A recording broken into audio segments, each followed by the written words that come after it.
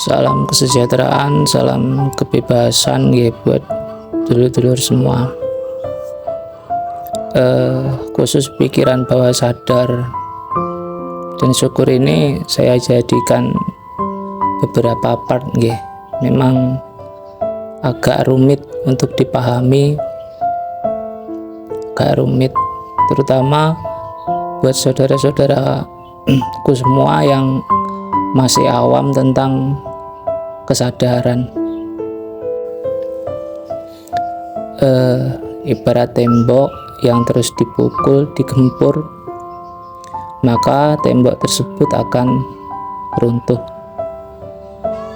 Dan pikiran bawah sadar yang lama, program-program lama yang telah menumpuk pun akan ditimpa oleh anggapan yang baru.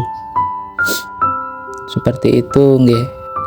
Jadi yang paling atas yang jadi prioritas pikiran bawah sadar itu ya yang baru itu, anggapan yang baru, anggapan tentang kecukupan, kebahagiaan dan lain-lain.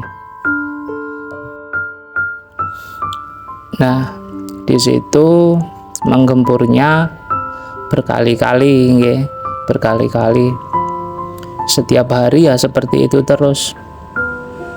Setiap hari. Ketika ada rasa-rasa apa ya kita balik rasa-rasanya. Kita balik semua yang ndak enak, kita balik, kita terima, kita balik. Wis gitu tak nggih.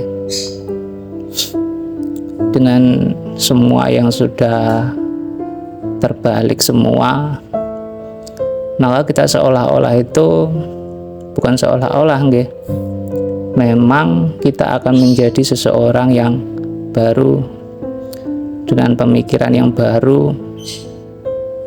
Kalau ndak gimana?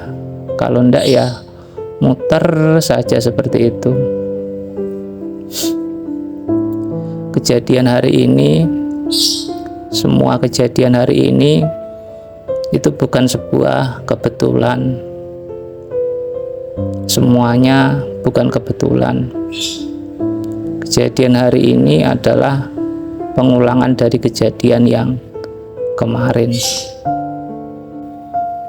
Maka ketika ada kejadian apapun ya kita harus meresponnya dengan sangat bijaksana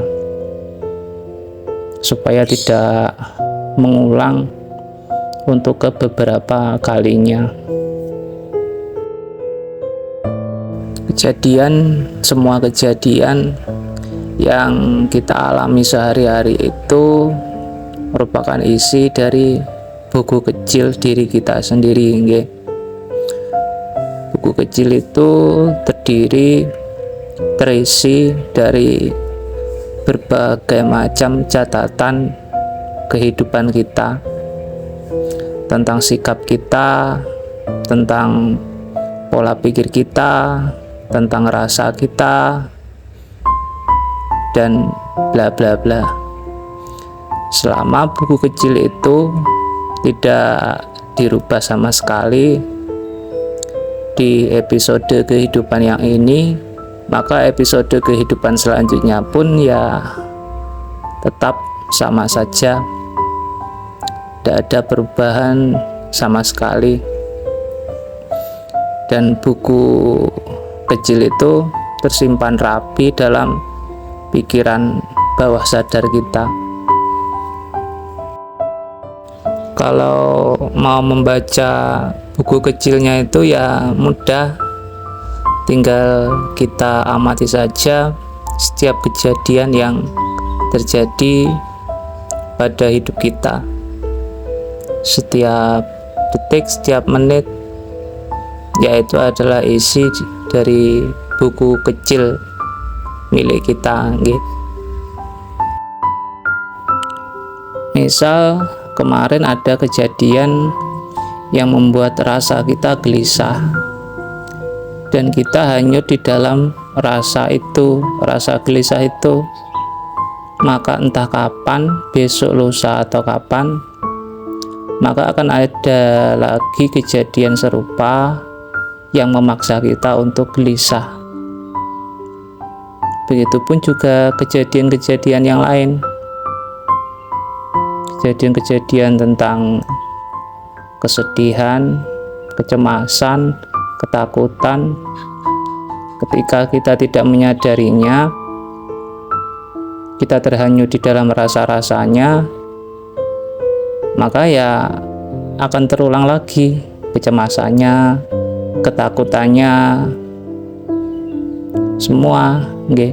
Maka kejadian saat ini itu adalah sebuah kebenaran, meskipun itu sangat menyakitkan, karena diri kita sendirilah yang menciptakan kejadian itu di masa-masa yang kita tidak tahu. Seperti roda, dalam bahasa Jawa ada rodo jikar molak malik, ya itu kan perbuatan kita sendiri. Perbuatan kita sendiri. Coba kita bayangkan ada sebuah roda, nggih. Di tepi-tepi roda itu ada gerigi-gerigi, penuh dengan gerigi. Geriginya itu kita ibaratkan respon kita terhadap apa-apa yang datang. Kita respon dengan kesedihan, gerigi kecemasan, gerigi penderitaan, gerigi kemarahan, dan bla bla bla bla. Nah, ketika roda itu berputar, dia akan kembali lagi, nggih, muter lagi, muncul lagi.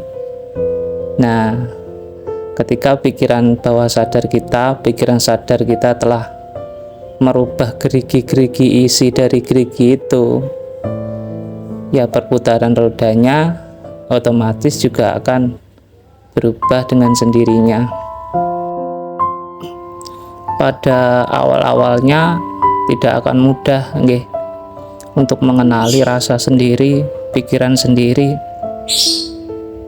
Tapi ketika ada niat yang kuat, maka ketidakmudahan tersebut menjadi mudah. Ketika ada keinginan yang kuat, biasanya ini dialami oleh saudara-saudara kita yang dalam posisi titik nol, titik terendah dalam kehidupan. Biasanya akan muncul sebuah keinginan, niat yang kuat untuk merubah kehidupan.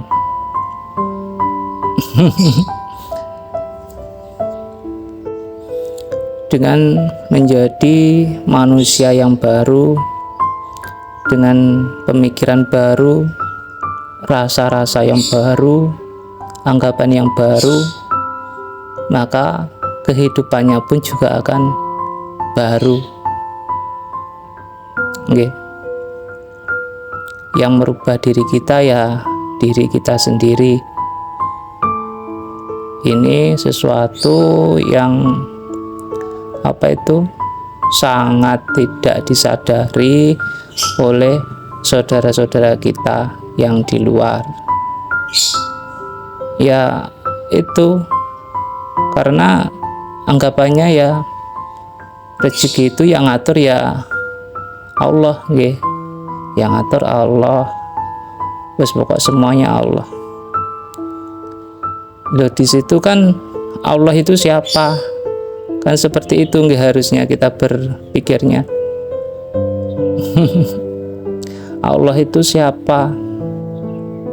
Kalau Allah tidak tahu ya kita yang ngawur.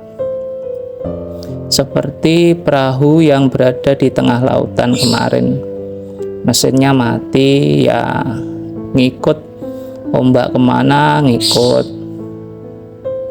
Seperti kuda yang sangat liar. Kuda yang sangat liar itu geraknya tidak bisa kita atur, gerak kemana-mana nggih. Tidak bisa dikendarai.